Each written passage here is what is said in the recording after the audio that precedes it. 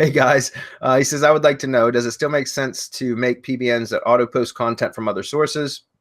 For example, if I make a PBN that posts on a regular basis content from randomly chosen relevant RSS feeds, is that considered spam, or isn't that just the same like any other press release site? Excuse me. And if that would work, then is it necessary to line the source that the content was scraped from? Okay. First of all, yeah, they still kind of work, but I wouldn't use them to point directly to your money site.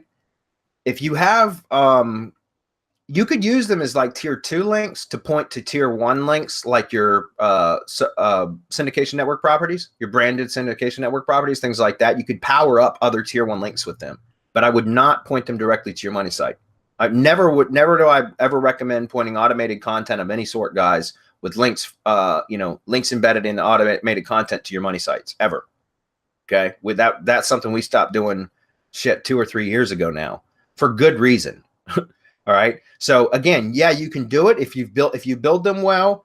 You still should worry about. Then that's part of the reason why I don't like the whole PBN thing, is worrying about footprints and all that kind of stuff. Now it's very, very important that you avoid that kind of stuff, even at tier 2, guys, especially if most of them are pointing links to all branded properties. You can create a footprint. So you got to be really careful about what you're doing, because even if you're not pointing directly to your money site, if every post has a link that's going to a branded property that's the same brand, it's very easily detectable by the algorithm, right? So you got to be really careful about how you do it. It still works, but I would do some I'd be real careful about what you're linking to. Not always just branded tier 1 properties. You might want to link to tier 3 properties. You might want to do posts on those that just don't link to your properties at all, so that you can really make it look random and varied. Okay. Yes, by the way, if you're still, it doesn't matter if you're scraping content for your money site, or, which I don't recommend, or curating for your money site, which I do recommend curating, or doing curated posts or flat out scrape posts on auto content sites. I always recommend giving attribution to where the content came from, guys, or else you could be in copyright laws or copyright violation, right? Which is a DMCA violation.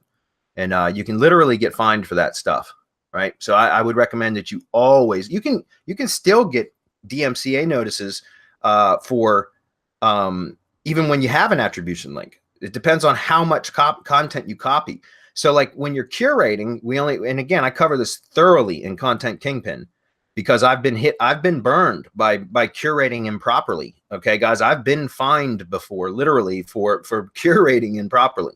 Okay, and that's why it's covered so extensively in Content Kingpin, is you can only use a certain amount of text from a original source before it becomes plagiarism, right?